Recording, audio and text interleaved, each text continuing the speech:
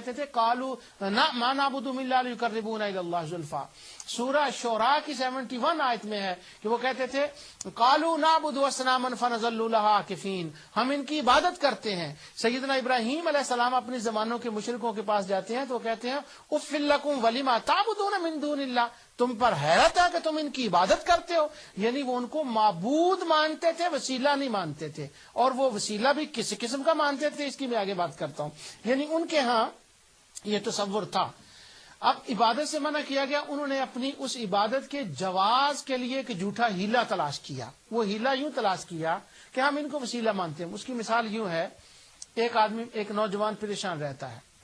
جب وہ بہت پریشان رہتا ہے تو وہ ڈرگ لینے لگا، ڈرگ کھانے لگا. اس کو ہمارے نوجوانوں کی زبان میں ویڈ کہتے ہیں کہ وہ ڈرگ کے ویڈ کے اوپر چلا گیا تو وہ ویڈ کھاتا ہے. کسی نے اس کو سمجھایا کہ تو ڈرگ کیوں کھاتا ہے؟ تو وہ کہنے لگا میں بہت غم زدہ رہتا ہوں تو غم بھلانے کے لیے میں ڈرگ لیتا ہوں. ایک شرابی ہے تو وہ شراب پیتا ہے، اس کو کہا گیا تو شراب کیوں پیتا ہے؟ تو وہ کہنے لگا میں غم بھلانے کے لیے شراب پیتا ہوں. اب غم بھلانے کی حد تک تو بات ٹھیک ہے، لیکن غم بھلانے کے لیے جس آرٹیکل کو یوز کیا جا رہا ہے نا، وہ ڈرگ ہو یا شراب ہو، افیون ہو یا جو بھی ہو، ہیروئن ہو، اب مسئلہ اس کا ہے کہ وہ کس کو استعمال کر رہا ہے. غم بھلانا غلط نہیں ہے، ہاں کس کو یوز کیا جا رہا ہے اس غم بھلانے کے لیے، یہ مسئلہ ہے. تو اب اللہ تعالیٰ کے قرب کے لیے جانے کے لیے وسیلہ تو ضروری ہے. کیوں؟ اللہ تعالیٰ نے خود فرمایا ہے یا ایھا الذین آمنوا اتقوا اللہ وابتغوا الیہ الوسیلہ، ایمان والو اللہ کے قرب کے لیے وسیلہ تلاش کرو. اب سوال یہ ہے غم بھلانے کے لیے اللہ کا ذکر کیا جاتا ہے یا دوائی حلال لی جاتی ہے یا شراب یا ڈرگ پی جاتی ہے؟ اسی طرح اللہ کے قرب کے لیے وسیلہ تو ہے کیونکہ حکم خداوندی ہے. اب دیکھنا یہ ہے کہ وہ وسیلہ کیا ہے. وہ بتوں کا وسیلہ ہے، وہ جنوں کا وسیلہ ہے، وہ شیاطین کا وسیلہ ہے، یا ستاروں کے پیچھے جن ارواح کو وہ مانتے تھے ان کا وسیلہ ہے، سورج کا وسیلہ ہے، یا چاند کا وسیلہ ہے کہ ان کو معبود بنا کر ان کا وسیلہ بنایا جائے، یا مصطفیٰ کا وسیلہ ہے، انبیاء کا وسیلہ ہے، صالحین کا وسیلہ ہے، ایمان کا وسیلہ ہے، عمل صالح کا وسیلہ ہے. کس چیز کا وسیلہ ہے؟ یعنی غم بلانا ٹھیک ہے مگر شراب اور ڈرگ ٹھیک نہیں. اللہ کے قرب کے لیے وسیلہ ٹھیک ہے مگر جن کو وہ وسیلہ کہتے ہیں وہ ٹھیک نہیں، کیونکہ وہ کہتے تھے معبود مان کر ان کی عبادت کر کے وسیلہ مانا جاتا ہے. اب میں تھوڑا سا آگے بڑھنے سے پہلے یہ آپ کو بتا دوں کہ یہ دیکھیں اللہ تعالیٰ فرماتا ہے والذین اتخذوا من دونہ اولیاء، جن کو تم اولیاء جن کا تم وسیلہ پیش کرتے ہو وہ کون تھے؟ سبحان اللہ. اللہ تعالیٰ نے فرمایا سورہ کہف اور آیت نمبر 50 وَإِذْ قُلْنَا لِلْمَلَائِكَةِ اسْجُدُوا لِآدَمَ فَسَجَدُوا إِلَّا إِبْلِيسَ كَانَ مِنَ الْجِنِّ فَفَسَقَ عَنْ أَمْرِ رَبِّهِ أَفَتَتَّخِذُونَهُ وَذُرِّيَّتَهُ أَوْلِيَاءَ. اللہ تعالیٰ فرماتا ہے تم نے شیطان کو اور اس کی اولاد کو اپنا وسیلہ بنا لیا ہے. اور یہاں میں نے آیت پڑھی تھی وَالَّذِينَ اتَّخَذُوا مِن دُونِهِ أَوْلِيَاءَ، کہ انہوں نے اولیاء بنا رکھے ہیں. کون ہیں ان کے اولیاء؟ ان کے اولیاء ہیں شیطان، ابلیس اور اس کی ذریت، یہ ان کے اولیاء ہیں. اب ایک دو آیتیں میں آپ کو اور پڑھ دیتا ہوں. اللہ تعالیٰ فرماتا ہے سورہ اعراف اور 27 کے آخر میں کہ انا جعلنا الشیاطین اولیاء للذین لا یؤمنون، بے شک ہم نے شیطانوں کو انہی لوگوں کا اولیاء بنایا جو ایمان والے نہیں ہیں. یعنی وہ وسیلہ جب کہتے تھے کہ یہ ہمارے وسیلہ ہیں تو وہ کن کو وسیلہ کہتے تھے؟ وہ اپنا ان کو وسیلہ کہتے تھے. والذین کفروا اولیاءهم الطاغوت، اور ان کے جو طاغوت تھے وہ ان کے وسیلہ تھے. اب پھر میں دوبارہ اس بات کو دہرا دوں کہ اللہ تک پہنچنے کے لیے وسیلہ تو بہرحال ضروری ہے، قرآن میں اس کا حکم ہے، لیکن وسیلہ مانا کس کو جا رہا ہے؟ وسیلے سے منع نہیں کیا جا رہا بلکہ وسیلے کی ڈائریکشن کو چینج کیا جا رہا ہے.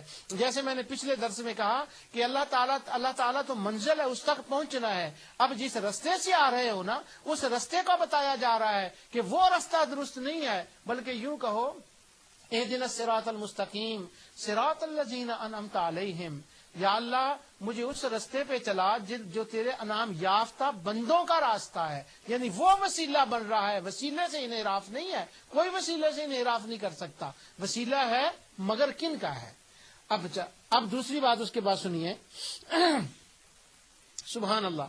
جب یہ دلیل بیان کی جاتی ہے نا تو اتنے زور اور کیا اس کا نام لیتے ہیں زور اور غم و غصہ کے ساتھ اس کو بیان کیا جاتا ہے کہ دیکھیں اس زمانے کے مشرک بھی وسیلہ مانتے تھے، آج کے زمانے کے مشرک بھی وسیلہ مانتے ہیں، ان مشرکوں میں اور ان مشرکوں میں کیا فرق ہے؟ تو بس وہ شرک کا فتویٰ جو ہے وہ جڑ دیا۔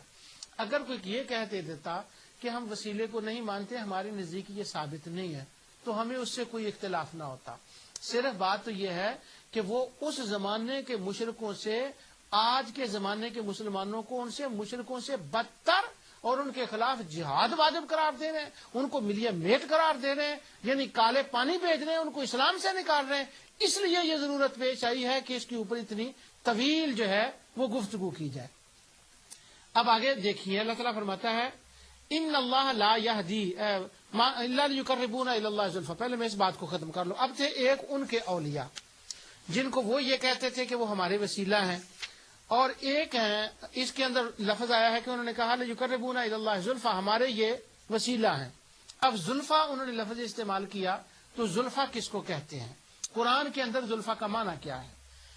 یہ سورہ ملک کی آیت نمبر 27 میں پڑھ رہا ہوں۔ اللہ تعالیٰ ارشاد فرماتا ہے فَلَمَّا رَأَوْهُ زُلْفَةً سِیئَتْ وُجُوهُ الَّذِینَ كَفَرُوا وَقِیلَ هَٰذَا الَّذِی کُنتُم بِهِ تَدَّعُونَ۔ سو جب قیامت کے دن وہ دیکھ لیں گے کہ وہ وقت وعدہ قریب آ گیا ہے، تو وہ کافروں کے منہ سیاہ برے ہو جائیں گے اور ان سے کہا جائے گا کہ وہ یہی ہے جس کو تم چاہتے تھے۔ اب فلما رأوہ زلفتن سیئت، اس کا معنی یہ ہے کہ جب وہ قریب آ جائے گا، تو زلفا کا معنی مطلب ہوتا ہے قریب، کہ جو قریب ہو۔ اب جب زلفا کا معنی وسیلے کے معنی میں لیا جائے گا تو زلفا کا معنی یہ ہوگا کہ جس کے ذریعے سے کوئی قربت چاہی جائے۔ تو وہ قربت کس کے ذریعے سے چاہتے تھے؟ وہ شیاطین کے ذریعے سے چاہتے تھے، اور وہ کیوں چاہتے تھے اس کی تفصیل میں آگے چل کر ہو سکتا اگلا درس ہی آ جائے، کیونکہ ابھی باتیں کافی ہیں، اس میں بچاؤں گا، بیان کروں گا اللہ تعالیٰ کی توفیق سے۔ اب انہوں نے کہا یہ ہمیں قریب کر دیں گے، یہ ہمارے زلفاء ہیں۔ تو کیا ان کا یہ خیال تھا کہ بندہ جو قریب ہوتا ہے، اگر اس کے پاس مال، اولاد اور یہ چیزیں زیادہ ہوں تو بندہ یہ ہمارے زلفاء، ان کی وجہ سے ہم قریب ہو جائیں گے۔ جو ایک بڑا ملینئر بندہ ہونا، اگر وزیر اعظم کی اس نے قریب ہونا تو اس کا مال اس کو قریب کر دیتا ہے، اس کی جو دولت ہے وہ اس کی قربت کا، وزیر اعظم کی قربت کا سبب بن جاتی ہے۔ یا اس کی بڑی فیملی ہو اور وہ ووٹوں کی وجہ سے اس کی قربت کا سبب بن جاتی ہے۔ تو مشرکین کے ذہن میں یہ بات تھی کہ اگر کسی کے قریب ہونا ہو تو اس کے دو سبب ہیں، یا تو بہت بڑا خاندان قبیلہ ہو، اور یا یہ ہو کہ بہت بڑی دولت ہو، تو یہ دونوں اللہ تعالیٰ کے قریب کر دیتی ہیں۔ تو اللہ تعالیٰ نے ان کا یہ رد فرمایا سورہ سبا کے اندر۔ اللہ تعالیٰ فرماتا ہے وَقَالُوا نَحْنُ أَكْثَرُ أَمْوَالًا وَأَوْلَادًا وَمَا نَحْنُ بِمُعَذَّبِينَ۔ وہ اپنی مال اور اولاد پر فخر کرتے ہیں مشرکین، اور کہتے ہیں کہ ہمیں عذاب نہیں دیا جائے گا۔ قُلْ إِنَّ رَبِّي يَبْسُطُ الرِّزْقَ لِمَن يَشَاءُ وَيَقْدِرُ وَلَٰكِنَّ أَكْثَرَ النَّاسِ لَا يَعْلَمُونَ۔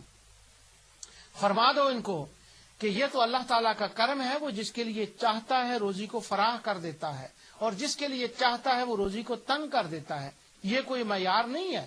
آگے اللہ تعالیٰ فرماتا ہے وَمَا أَمْوَالُكُمْ وَلَا أَوْلَادُكُمْ بِالَّتِي تُقَرِّبُكُمْ عِندَنَا زُلْفَىٰ، وہ لفظ جو اس آیت کے اندر إِلَّا لِيُقَرِّبُونَ إِلَى اللَّهِ زُلْفَىٰ کے اندر آیا، تو وہ اللہ تعالیٰ فرماتا ہے تمہارا مال اور تمہاری اولاد اور یہ تمہارے شیاطین، اور جن کو تم زلفا سمجھتے ہو نا کہ یہ ہمیں اللہ کے قریب کر دیں گے، یہ اللہ کے قریب نہیں کریں گے، یہ تمہیں عذاب سے نہیں بچا سکیں گے۔ کیوں نہیں کریں گے؟ کہ یہ خود اللہ کے قریب نہیں ہے، اور یہ واسطہ اور ذریعہ اور سبب نہیں بن سکتے۔ ہاں، دنیا داروں کے لیے مال اور دولت جو ہے وہ سبب بن سکتے ہیں۔ آگے اللہ تعالیٰ فرماتا ہے الا من آمن وعمل صالحا، ہاں جو عمل صالح ہے وہ سبب بنتا ہے اللہ تعالیٰ کے قرب کا، اور عمل صالح سبب بنتا ہے اس آیت کے اندر۔ اور دوسری اگلی آیت کے اندر اللہ تعالیٰ نے یہ ارشاد فرمایا پھر زلفا کا دوسری آیت میں سورہ صاد کے اندر فغفرنا له ذلك وَإِنَّ لَهُ عِندَنَا لَزُلْفَىٰ وَحُسْنَ مَآب۔ سبحان اللہ۔ اللہ تعالیٰ فرماتا ہے داؤد علیہ السلام کے بارے میں کہ وہ